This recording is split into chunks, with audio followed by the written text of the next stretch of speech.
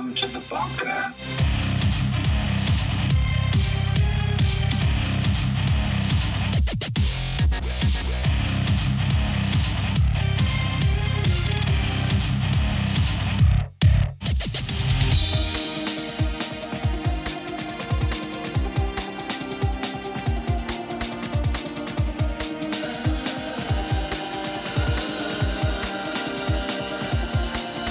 Preppers, survivalists, off-gridders, homesteaders, and the like. Welcome to Top's Bunker, a podcast for preppers. Email shtf@topsbunker.com, website topsbunker.com, YouTube, Top's Bunker podcast channel, and of course X and Instagram. Please check the show notes in your podcast player for a link to help support the show. There you'll find valuable products and gear and extra info on this episode.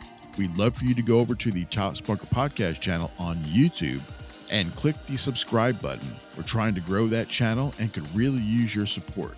You can listen to all the podcast episodes and check out some videos as well. No membership is required, 100% free, and all we ask is that you subscribe to the channel. Also, please visit and join Top's Bunker Facebook group. You'll love the interaction with other preppers and like-minded folks. I want to thank y'all for joining us. We got a great show for you. Tonight, we bring you another fun episode of the Dirty Garden Hose Show. Rhonda and Annette are kicking off spring with a lot of sound advice for anyone thinking of, about to get, or already have backyard chickens. Even if you're already way down the old rabbit hole of gateway livestock, you really don't want to miss this one. So you're thinking about getting chickens? Well, you know what they say. Cluck around and find out. Let's get to it.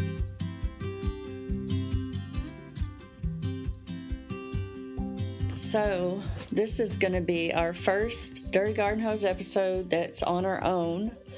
And what's going to happen is Keith is going to post this in Top's Bunker, but we're also going to have our own channel so we can try to launch off into our own little podcast.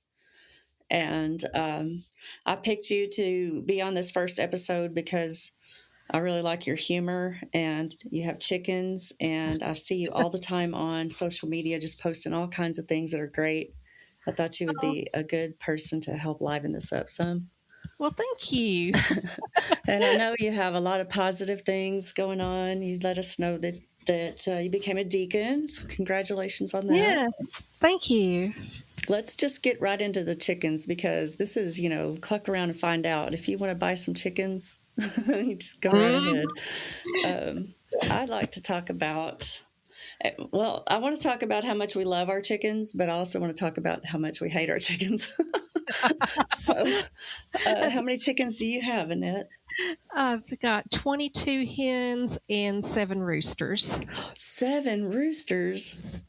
I know. Holy cow. How do you keep them from fighting? We have 3 separate runs, and we just make it work. If we have one that's not getting along, we kind of separate it. But for the most part, the 7 and the 3 different runs are working well.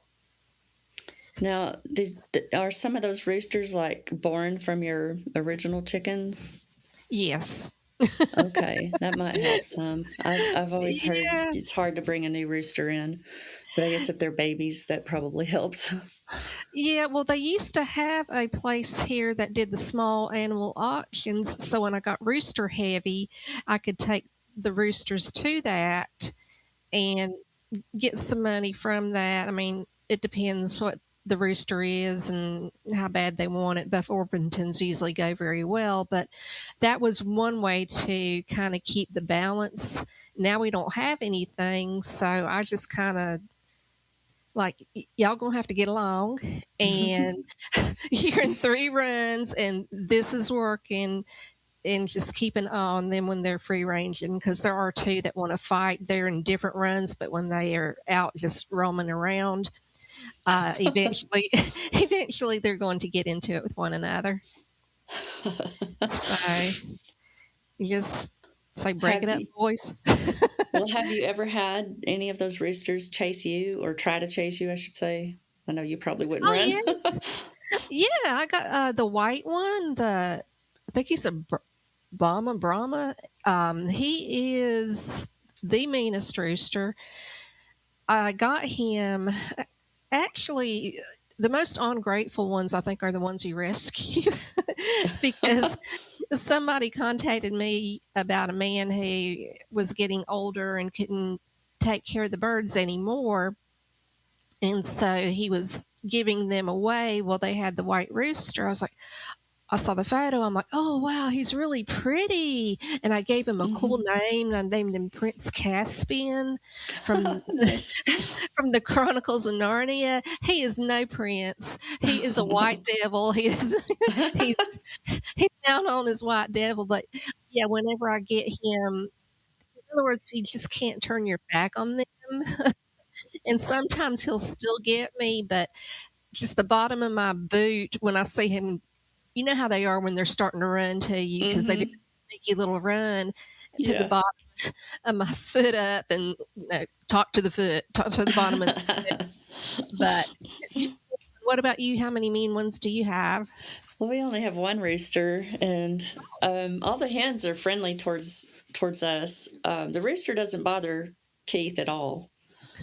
He does wait. As soon as I turn my back away from him, he'll come at me. I don't know if I cured him from that or not, but right before I went to Texas, he kept doing this every time I'd go outside, and I don't want to have to walk sideways everywhere I go to keep an eye on him. So I let him come after me, and when he did, he got my leg. So I just chased him around for a minute and grabbed him up and held him under my arm, and I took him out into the yard because that was in the coop or in the chicken run. We went out into the grass, and I sat down on top of him. I don't know if you've seen people do that on YouTube, but you basically straddle the rooster to hold him down so he just doesn't flap around, and then you hold his head down to the ground. Oh, you showed your dominance. Yeah, not harshly. You just kind of hold his head down until he stops moving. And I let his head up, and he kept trying to peck me, so I held his head down some more. And then the last time I let his head up, he just laid there. So I stood up, and he just ran away from me. He's like, I've been gone for a week, so we'll see in the next couple of days if he's going to try to come get me again. He will. Probably. His name is Gutenbergen. Oh my gosh. I think people need to at least experience one time in their lives the agony and the pain of getting flogged by those things. For them being so small, I mean, they're 8 to 10 pounds depending on what kind of breed it is. Ow. They hit like a hammer, and those spurs are no joke. Those wings smacking on your legs, it feels like several whips at one time. Right. Have you had to ever trim the spurs? It's been a long time. I've only done it one time, and I was nervous the whole time, but I did do it, and I don't even remember how I did it, but only once have I had to do that, and then one fell off by itself. Oh, okay. I was wondering because I've never heard of that in my entire life until recently when I started watching YouTube videos about chickens. Yeah, his was growing. The rooster I had done it too. His was kind of growing in the curve. So of course, you have to have somebody holding him. So get roped husband into that one and then trimmed it. I can't remember if I used regular nail clippers or how I did it. And of course, you have the stop bleed powder with you because if you goof up, but I was very, very conservative on what I did with it because I don't like messing with that. I'm the same. I'm scared to do that. And I'm trying to find a way, maybe I won't have to do that if they don't grow too long or curl. I'm glad you said that some fell off by themselves. That gives me hope. I may not have to do that. Well, sometimes when they go after another rooster and they tap one another, I don't know if that's how it came off or if it just grew too big. I found it on the ground. And then I do have one I need to look or figure out how to trim his beak a little bit. It's curving a little. I've not had one do that. So the top of the beak is curving a little. And I'm thinking if the University of YouTube says it's okay, I may just use a nail file, like the electric one, and try to just kind of file that down to just real quick and even that out because I I wouldn't know where to begin doing that. I'm afraid I would break it, so I think it might be safer to file it. That gives me the willies all around. Yeah, I know. He's eaten, but I mean, I know it's got to be a little bit of a struggle, so I'm not going to leave him that way. I think that sounds like a good route to take with a file. Because I don't think they grow back if you. I don't know. I don't want to think about it. I don't either. When I figure it out, I will let you know how I did it and if it worked. And if the rooster, I mean, he'll survive. I'm not going to do anything that's going to put him at risk, but I'm going to see what I'm doing before I even try it, because it doesn't matter. And I know you know this too. It doesn't matter how long you have had these birds. They're going to come up with something you've never seen before or done before. And then you're having to go on the boards to see what to do, or the University of YouTube, and figure out what to do with that particular bird, that particular illness, or whatever. I like that, University of YouTube. I used to say I got my degree at Google, but YouTube's probably better. I'm telling you what, it has so much on there now, as far as like if you're wanting to learn how to do something really quick or troubleshoot something. It's just a wealth of information out there. There's a lot of crap, but I mean, if you go specifically for something that you need help with, I find it very helpful. We've found that don't believe the first one you watch. Maybe watch several different videos on the same topic, because different people do things differently, and sometimes they may not be the right way for you. Yeah, that's true. Definitely don't go by the first one. Get the opinion of 2 or 3 or however many people, because there are some people, I mean, anybody can put a video up, so not everybody is going to be reliable. A lot of them are, but there are some people who are going to do wonky things and get that second or third opinion. So what do you love about having the chickens? What I love the most is when I walk outside and they follow me. And sometimes it just tickles me so much, I'll just run and they'll all run after me. I don't know why I love that, but I do. That's my favorite thing. They're funny like that. Do you have anything special you do that you really enjoy with your chickens?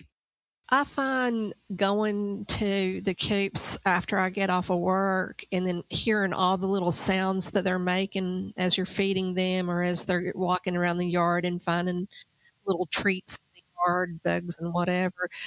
I find those sounds that they make, those content sounds, I find that relaxing and grounding. So just going from one coop to the other, gathering the eggs that I know where they came from. I know they came from happy birds, but I think the sounds of that in the background I find that very calming. And of course, what you said, they follow you and everything. They're so funny, especially in the summer when we have watermelon runs and stuff like that. They will spot you and run like little dinosaurs. They have personalities. They do.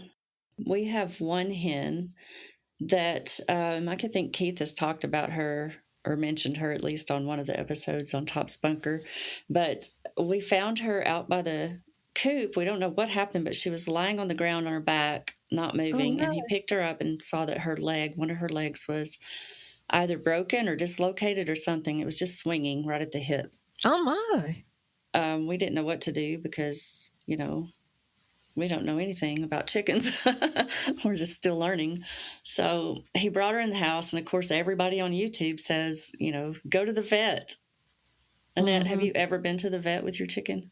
Actually, I have. You have? Okay. You're the first person I've met that has. You must have one local. We don't. We do. Now, they're not the easiest thing to find, and many vets don't work on them, but I have had 2 humanely euthanized there at my vet, and then I did have one that got egg bound, and I tried to assist at home. And whenever I put my hand on her underbelly, I never heard a bird like that cry out. It was like a that's pain horrible. cry. Yeah, they feel pain. So I'm like, I'm not going to force it. So what had happened was an egg had unfortunately broken inside of her, and it caused bacterial infection. So we had to humanely have her euthanized. Oh, But it's very interesting the way that they do that. If you have you ever seen that done? no, I haven't. They put them. They have a plastic tote with the pipes that run into it, and they kind of sedate the bird with whatever gas, or not gas, but whatever comes in there.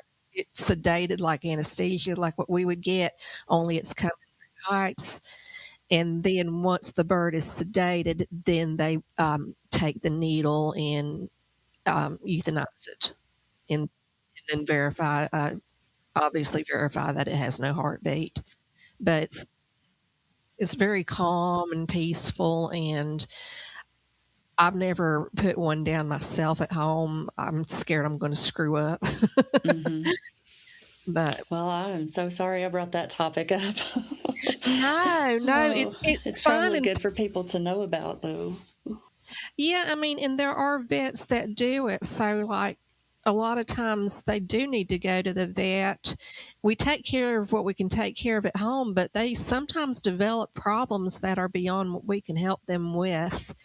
And again, new and improved problems all the time, no matter how long you do this, there's going to be something that comes up that's like, what is that? Where did that come from? I've never seen that before. And then that's when you're trying to find out how to help this bird and how to also protect the rest of the flock, because when one is getting sick or going down or drops unexpectedly, their top priority is protecting the rest of them. So as soon as somebody starts looking, and you're with yours every day, so once you're with those birds every day, you know when somebody's not acting right. Mm-hmm, that's true. You immediately separate that bird from the other birds, and then I give it the vet RX, the antibiotics in the water, typically if they're kind of acting sluggish or not feeling well or anything, and add that to their water. And then I also add the drops to the other birds' water. The vet RX. Yes. Mm-hmm. It's a concentrated thing, and you just put a few drops and mix it with water. And for example, if they have a wound, you can put it in a little travel size bottle, spray bottle, and mix it with water, put 15 drops in or whatever, mix it with water, and then spray it on the wound, surface wounds. It's good for that too. Mm-hmm. I used it on a wound, and I've used it on our turkey actually because he started kind of wheezing. I don't know if he has a respiratory infection or what, but I've put it on all over his head and neck, and it said I could mix it with water, warm it up, mix it with water, and I could put droppers into his mouth. Yes. So that's what I did with him, and he seems better. It's a miracle drug. It can work for a lot of things. It's definitely a good multi-purpose item, and it's not too expensive. And I know Tractor Supply carries it. I'm sure other places carry it too. But they are so. It's really hard when one of them gets sick or hurt because they are so fragile. They will go down easily. They are fragile, but they can also surprise you. And I'm glad that you tried to care for your chickens at home, and that you were able to ultimately take them to the vet so they didn't have to suffer. Right. And I won't try to make a joke out of that anymore. No, chicken you're vets. fine. We don't have any chicken vets over here. I guess our town is not small enough. I don't know. I don't know. It's regretful because so many people are starting to pick up this lifestyle and I bet raising we'll get one soon. I would hope so. I mean, because there's a lot we can treat at home, and there's a lot I have treated at home. We've all had to deal with egg bound. I have had success with egg bound before, but this one situation that just, was not a because success. it broke, yeah. Exactly. But when you're... Well, oh, go ahead. Oh, I was just going to say, you do what you can to take care of them at home and have your little poultry first aid cabinet. Yeah, exactly. Mm-hmm. I was going to tell you about Peggy, I didn't tell you her name. We named her Peggy. Her leg we thought it was dislocated, so I used University of YouTube, like you said, and I found, almost everybody said take her to the vet, but I found one page that was actually veterinarians giving advice, and nobody's allowed to give advice on there except a veterinarian. So I posted on there, and she told me I could try to hold her leg against her body and wrap it in ace bandage. And of course, Oh. you shouldn't probably try this at home yourself unless you have someone you can talk to guide you through it. But I did that, and I was able to use the type of bandage that's kind of sticky, so I didn't have to clip anything, but it stayed on her pretty good. And I kept her in a small little tiny dog kennel type thing, and kept her in there for a week and took the bandage off and checked, and it didn't seem any different. So I put it back on her, put her back in there, and it was right when I needed to take my trip to Texas. So I left her here with Keith, and I didn't know whether she was going to be here when I got back or not. But everybody's making jokes about amputating her leg. And, we were saying, well, maybe if we take her to the vet, he'll give us a discount if we give him the leg. Oh, sir. But so it's not it ended up, I came back from Texas, and he had just turned her loose in the coop, or in the chicken run, because she can hop around. The whole time I had her wrapped up, she was hopping around on one leg. I'd take her out for a little break, and she'd hop around on the ground and peck stuff. I'd put her back in her little kennel. And she seemed perfectly fine, except that her leg wouldn't work. If she's able to move. Yeah, so he said we just need to let nature take its course. So he put her back in there, and her legs, flopping around and stuff. But she's hopping around and eating, and she was fine. And she even hopped up the ramp and got into the coop. And she didn't sleep on the roof. She just has her little nest in the bottom and slept there all winter. And you know what? Now she can walk on that leg, and it's almost like nothing ever happened. That is so weird. It must have been a sprain then, since it took a hot minute for it to get better.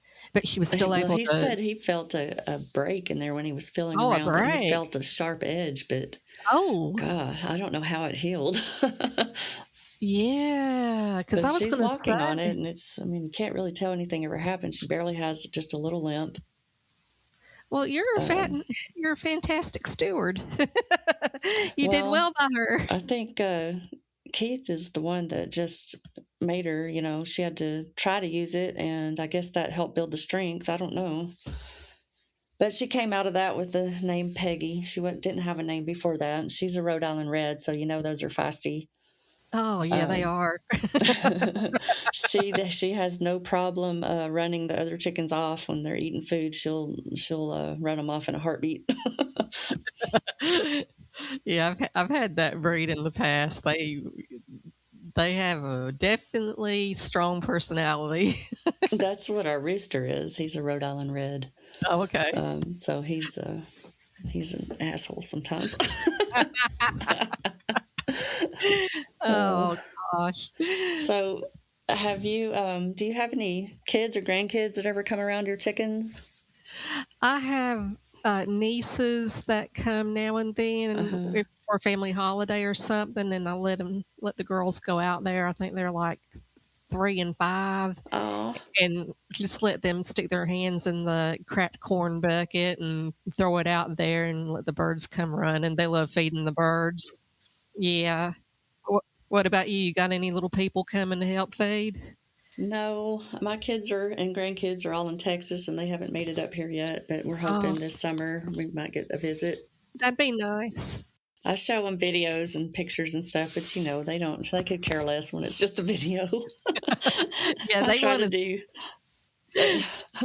Yeah, they want to they want to stick their hands in it, like you said. Yeah, they want to stick their hands in that corn, throw that corn out, and see the birds run, and they get a big kick out of that. So I love seeing kids have fun with that. Oh yeah. Do you name your chickens, all of them, or just a few? Just a few. In the beginning, in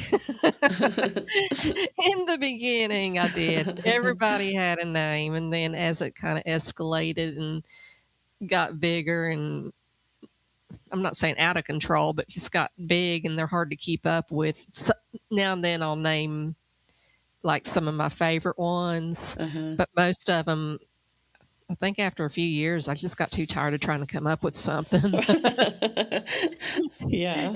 And then I was finding out there's a meme on Facebook that says, if you have a favorite one, that'll be the one that dies. So if I have a favorite one and I name it, then I'm like really paranoid that I don't know, jinxed it or something. Oh, no. Have you had any predators come around? Over the winter, we did really well. Spring and summer, they're going to start coming out. Over the winter, because predators, they get hungry, they don't have all the animals in the woods to go after, so they're going to try to go after our birds.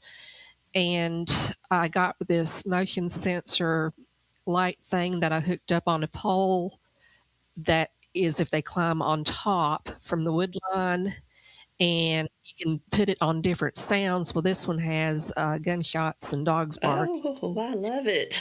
Yeah. So I have it programmed for night. When summer comes and there's more activity, I'll just program it for all day and all night. Oh, is that from Amazon? It is. And I can send you a link on Facebook to that. That'd be wonderful. It's been a really great buy, and I don't have to do anything with it. Once I got it mounted, that's it. And you have a remote control. I can remote control it from the ground. I got that, and then I really, really enforced the coops, and then also put a radio in there in the evening, like 106.9 or one of these contemporary Christian stations where they'll play the music, but they will also do a lot of talking too. That way, any wild animals can hear voices. So the cold. No predators in the winter. Last year, I had some losses. It just seemed like it was a lot of work keeping everybody alive. What about you? Last year we had some losses too, and we never saw it happen. Some of a few of them just disappeared, or we'd hear it, but then we couldn't find them. Like one morning, early in the morning, we heard, actually had our windows open because the weather was so nice. We heard an owl or something grab one of the guineas out of the tree. Oh my goodness. And we found a wing, but nothing else. Oh, it was terrible. Actually, yeah, that's terrible. Anyway, this year sorry. No, it's okay. I was going to say, that's something you never get used to. I don't know how I would react if I found the whole bird. I don't like not knowing, like if they just disappear, I'm out here walking around all over the place searching because I'm afraid, what if they're just laying there, And they'll do that. Will they? Oh yeah, they'll get in the tree, they'll get in a bush. I'm like, you are going to die. Come here. I pick them up and I put them back in the coop. Oh my God. Yeah, they, especially in the summer. I don't know why I had like a couple of them would try to find their own spot or make their own new spot. And I'm like, you are going to die. So we have to pick them up. I don't know. They don't know. It's like you give them coops and a safe place to stay. And it's like, let me stay out here in the open where I'm completely vulnerable to anything that wants to eat me. So, but yeah, it was, there were some losses last year. I think a possum and possum one time, and raccoons are the biggest problem. Because they can get into so much, and I've had to really really Alcatraz some of Yeah. these doors on these coops to where even if we put like carabiner hooks on there, I even like hammered extra metal grill, like repurposed grill tops on the inside of the door. So if they dug their nails through the screen, they're not going to get through the metal. Uh, but yeah, we will. I think that's a realistic thing that people do need to be aware of if they're looking for that is you do your best. You make it as safe as you can, but now and then something will get through more than likely. I think these people who go on these boards and they're criticizing somebody because something got to their birds and they're the perfect, flock keeper and they're telling them, I don't do that or, I would never do that. It's like, you've probably never suffered a loss, Mr. Perfect. Yeah, exactly. We all have had that. I mean, you're competing with nature. Everybody wants to eat them. That's it. And raccoons they can clear your entire chicken coop out in one night. Mm-hmm. I had one. He flipped the lock on it and got in, knocked a board I had propping up the door, and then opened up the sliding lock on there and got in there. So we had to do extra reinforcements. Oh I'm my sorry. What gosh. were you going to say? Oh, I was going to say we found some feathers like laying around by the woods. And so we Mm. had to do a head count and found out one of our Buff Orpingtons was missing this year. Oh no. And they're so pretty. Those are so beautiful. That is one of my favorite breeds. They're so sweet. They are. They're very docile. They're very sweet. But I hate that happened. I hate losing a buck. Does yours cheep like make little cheep noises like a chick instead of a grown-up chicken? Like they peep. Oh, really? No, once they passed what I call the teenagers Yeah. stages or whatever, they don't. But they'll do that for the first 4 or 5 months. But I've not had one do it as an adult. These are going on 2 years old, I guess. Oh, No. they'll do that squeak like a squeak toy now and then. I find that just hysterical. Oh, yeah. The first time I ever heard it, I was like, what in the world am I hearing? And I went on there to read, and it said they would make that noise. It's kind of like an alarm noise where they got startled, but it could be anything from a real predator to a butterfly. So the squeaky toy sound is not one we take seriously, but there's one specific sound they all make when there's something going down. Yeah. And if you've heard it, you know what I'm talking about. But let's hear it. I can't replicate it, but it's an alarm sound. They are alarming one another, and one will get started on it, and then is it the something like that? Yeah, it's alarm and it's rapid. It's kind of like that, but it's rapid, and they're all just like, oh, their voices are elevated, and I mean, literally, I can hear them. I know what you're talking about now. Yeah. Yeah. Yeah. I hear the rooster make that noise first, and then all the chickens, all the hens start making that other noise. Mm-hmm. Yeah. Because they're the ones who he's watchful. They are really good for the most part. Not all roosters are created equal, but a lot of them are very, very, the look out for everybody. The girls can eat, and they're looking around for everything else. They're being the guards, and then when they find food, I think that's really cute how when they find something, a treat or something on the ground, they're clucking and making that noise for the other hens to come get what they found. Yeah. Our rooster does that a lot. Sometimes he'll have like one hen that just walks around with him, and it's somebody different every day. And she'll follow him around, and he'll find stuff for her to eat. And the next day it'll be a different one. So he's kind of a whore, but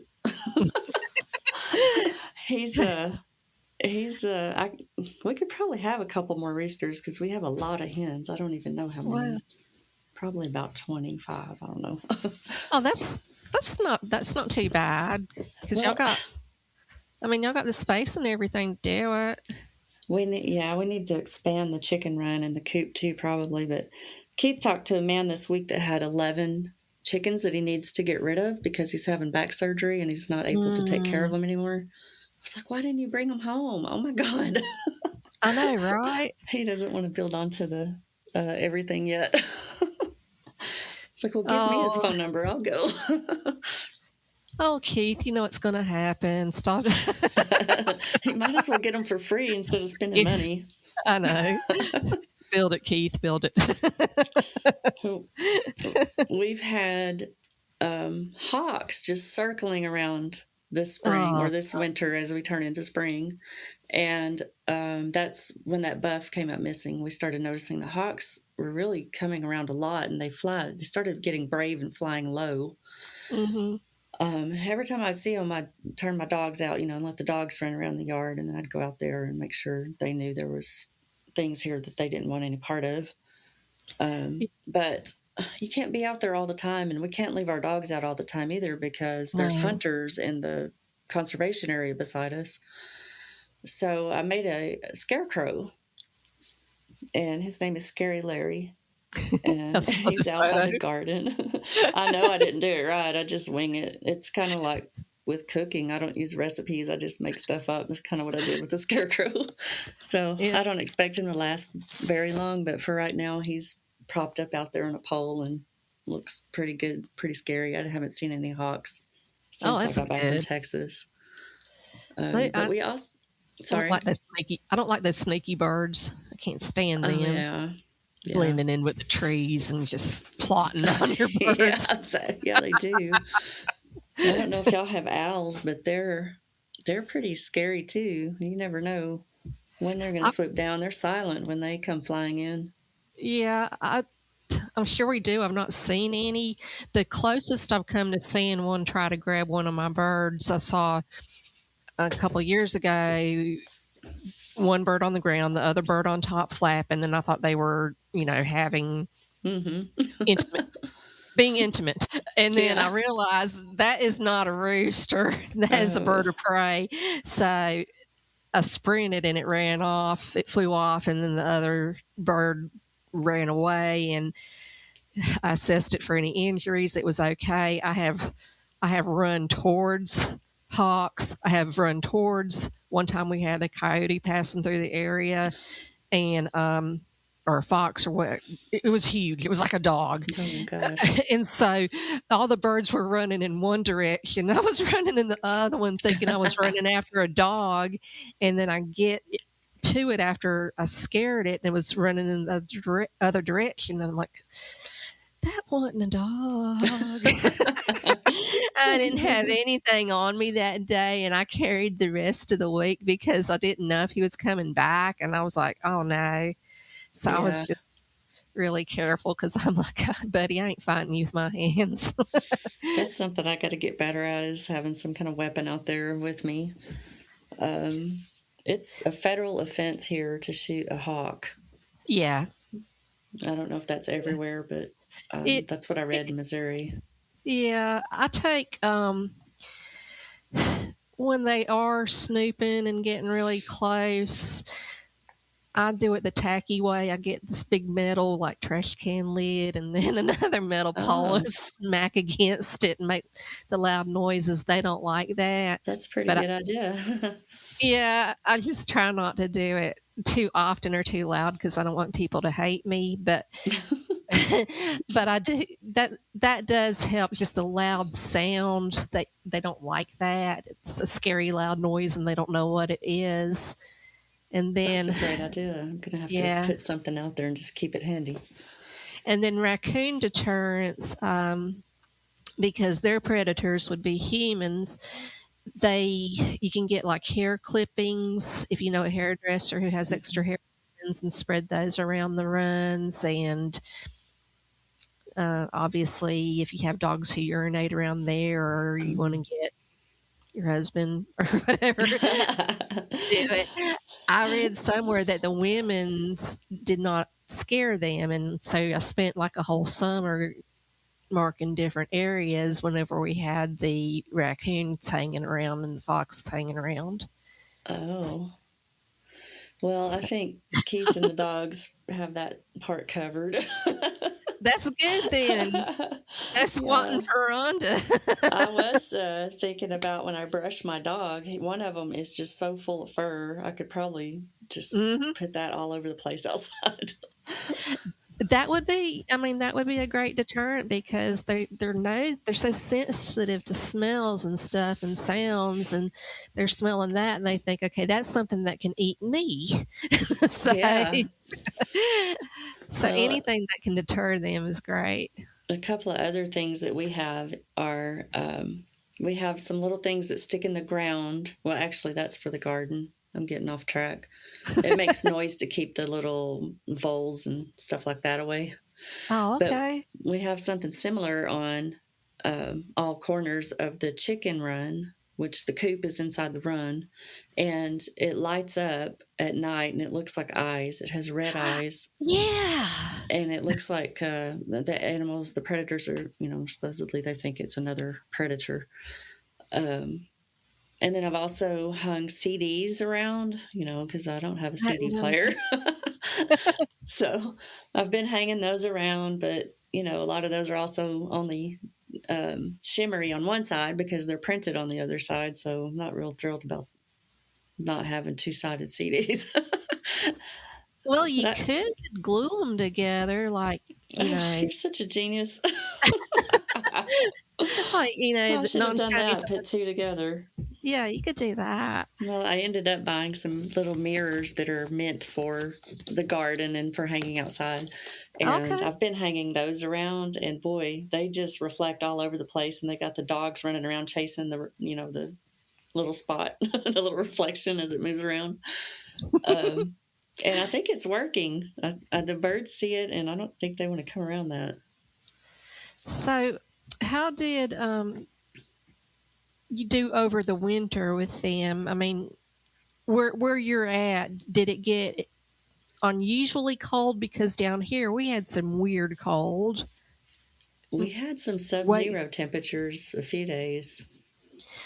because this was like 9 to 12 degrees, which is very unusual in Mm. North Carolina Zone 8B. But I found that keeping them safe in the winter was a lot easier than keeping them safe in the summer when we had the extreme heat and I was having to add electrolyte Oh. water and then have fans on. But I saw like on different boards where people were discussing trying to keep their birds warm, and sometimes they don't put what area they're in, so you don't know. Mm-hmm. Are you trying to? Are you in the South? Where are you? And saw so many photos of people's coops that burned down because they were putting the lamps Oh, inside. yeah. We're in 6B, and Okay. our coop is off the ground. Like there's a space under the coop where they can get under there when they want to. Okay. So we have really thick bedding in the bottom of the coop, Mhm. and we're using that deep litter method so we don't empty it out. We only empty it out twice a year, at the beginning Okay. of summer and at the end of summer. But we just put a whole bunch of bedding in there, and we just turn it constantly. Like every week, we'll turn it, and it stays dry that way and pretty clean. I mean, there's Mm. poop in there, of course, but it stays pretty dry, so it's just crumbly. Yeah. Um, and that helps insulate for the winter time. And we also put feed bags around the inside walls to block all the drafts during Mm. the winter, and we pull them down in summer. And Keith bought a little warmer plate that's meant for the coop. It's Mhm. just a little plate that you can put on the wall, and you can put your hand beside it and you can just barely feel anything. It's hardly warm at all, but it doesn't keep them warm, but it brings the temperature in the coop. If it's 10 degrees outside, it might be 20 or 30 degrees in the coop instead of Okay. 10. That sounds like a So safe alternative. it seems to work well for us, and we didn't have any chickens with frostbite or anything, luckily.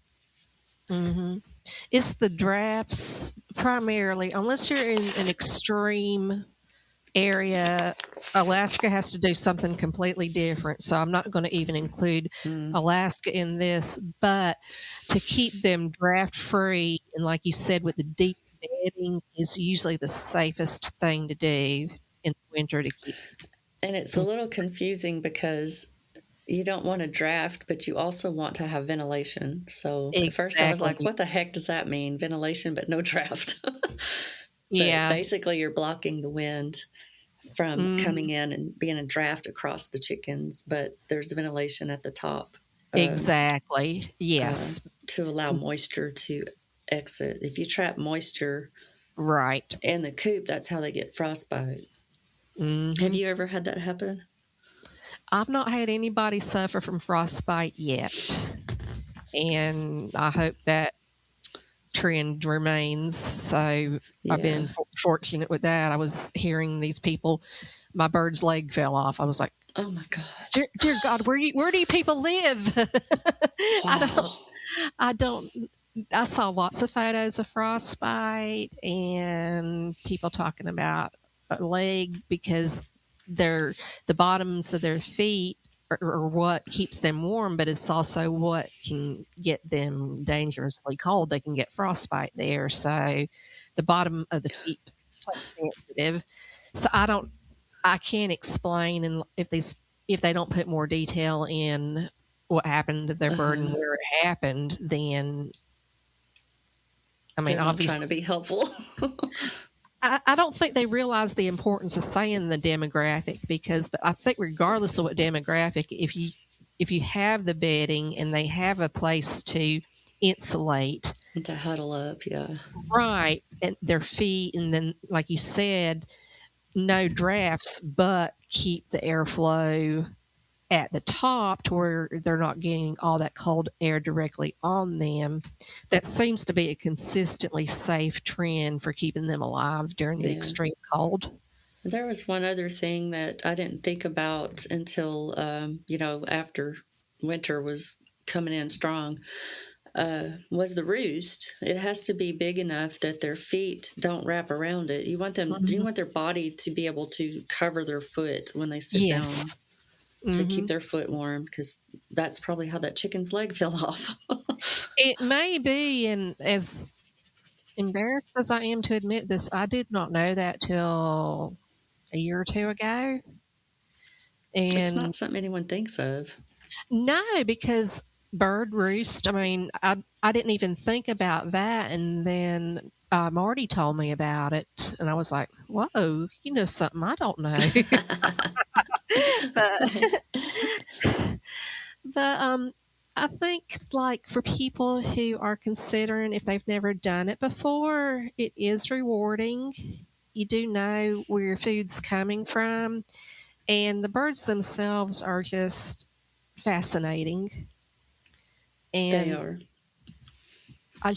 I'm constantly amazed at what they do. I mean, their entertainment, their live entertainment, and just the different sounds they make.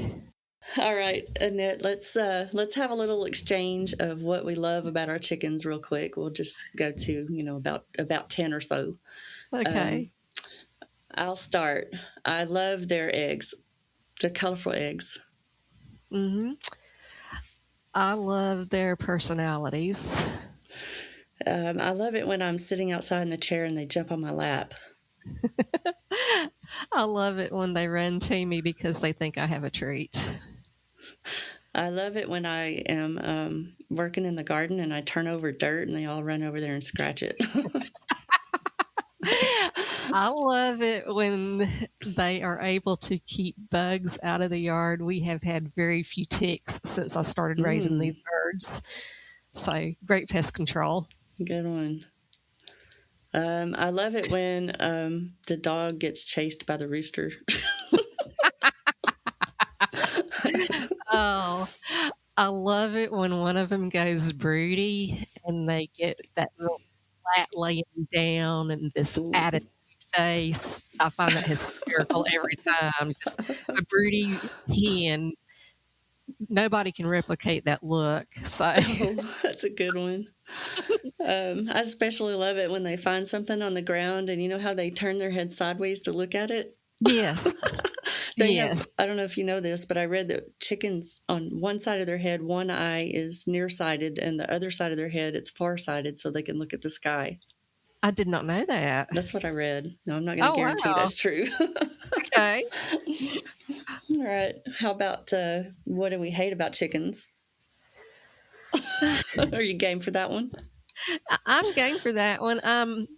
I they're messy. They're messy. There's a lot of poop. That was my number one too, or should I say number two? Number 2 is your number 1. It's embarrassing when the UPS guy comes up and there's chicken poop all over the porch.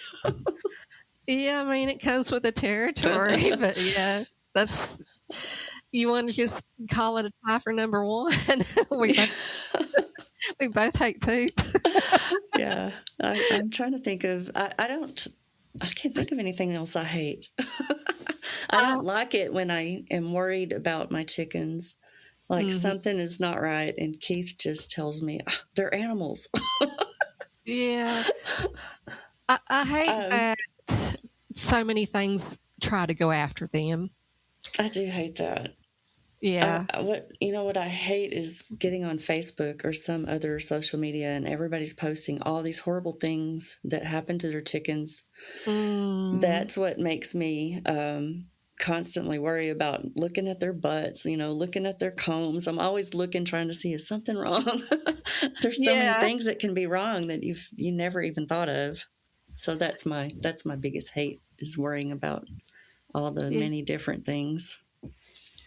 I don't know if this is equal to the poop one, but I mean, I do hate when you give them very clean water and then they just go and step in it or use it as the toilet or whatever. I'm like, dude, I just gave you clean water. I do have to say, I hate when I plant something that I think I'm going to eat and my chickens eat it first. I forgot about that one. or hate when they try to sit in your flowers. Or they have no boundaries. It's like if it's in dirt, it belongs to them. So I had to put rocks around my flower beds. So, oh God, yes. Okay, I had some flower pots sitting around. I made this little area for like a bee buffet, is what I was trying to call it. And they were all in pots, and the chickens would get in there and scratch all the dirt out. And I ended up having to put rocks. I put the dirt back in and put rocks all over the top of the dirt. Yep. Yeah. So there's not a whole lot to hate about chickens, but there's just a whole lot of work, and you just have to constantly be learning. Yeah, it's constant. It doesn't matter how long you do it. You're going to be learning something new, and they're going to come up with some new and improved thing you have to look up on the internet. But I think definitely, like you said, there's not a lot to hate. There's definitely more to love, and it's very rewarding. I don't know anybody who has started down this path who has later on gone and said, I regret doing this. I agree with that. So if you want to get some chickens, cluck around and find out. I have that sign, by the way. I do too. You do too. Yeah. Well, this has been a lot of fun. I know. So I guess we can come to the conclusion that we highly encourage this and welcome anybody who wants to start on this path to go down this path, because it is very rewarding. And with this new podcast channel, we're going to have our own Facebook group. And all this, I know it's going to take time to build up, but we're getting a little kickstart from Tops Bunker. And you'll be able to ask us questions in the group. And the bottom of this podcast will have notes, and it'll have the link to the group, as well as that SpeakPipe channel, which is basically like a voicemail. I don't know if you've seen that, but you go to the website and it'll be in the show notes. When you click it, you can record a voicemail there, basically like a message, and we can put some people on air if we get any responses. I would love that. I would love to hear their questions, and like you, invite any and all questions about this. I think that would be amazing, and SpeakPipe is so easy. Awesome. Well, thanks, Annette. Thank you, Rhonda. My prepper brothers and sisters, cluck around and find out. A great start to understanding the benefits and challenges of raising backyard chickens. It's far from being all fun and games, but you will get to play most days. Make sure to find the Dirty Garden Hose podcast on all the popular podcatchers and follow them so you don't miss an episode. We'll put a link in the show notes. That's it for now. Stay prepped, stay happy. Thanks for listening, and good night. Built this thing from the ground up out of nothing. No flight plan, no manual to be found. You and I, we're driving in the dark without headlights, trying to find our way. It's hard telling where we'll be in the coming days, but I'll be there with you. It's hard telling where we'll be in the coming days, but I'll be there with you. I'll be here with you.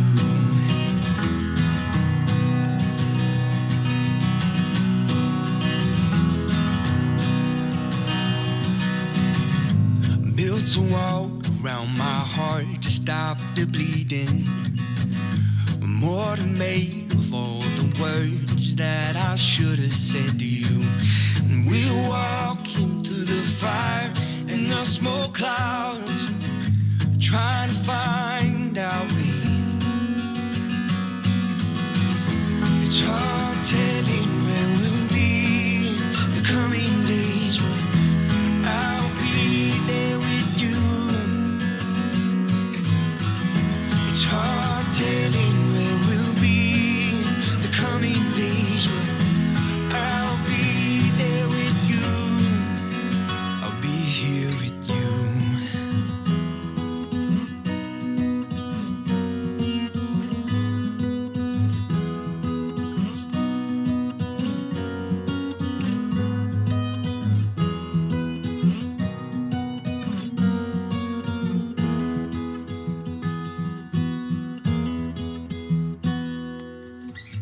It's hard telling where we'll be in the coming days, but I'll be there with you.